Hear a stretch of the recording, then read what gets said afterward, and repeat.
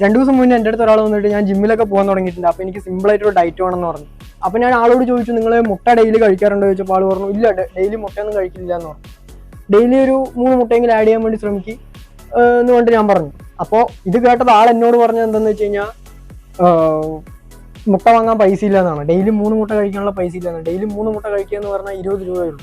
അപ്പോൾ ഞാൻ ആലോചിക്കുന്നത് ഇയാൾ പല കാര്യങ്ങൾക്ക് വേണ്ടിയിട്ട് ചിലപ്പോൾ ഈ പൈസ ചിലവാക്കുന്നുണ്ട്. പക്ഷേ ആ 20 രൂപ എടുത്തിട്ട് വേറെ എന്തെങ്കിലും കാര്യം ചെയ്യാൻ വേണ്ടി ചിലപ്പോൾ ചെയ്യായിരിക്കും.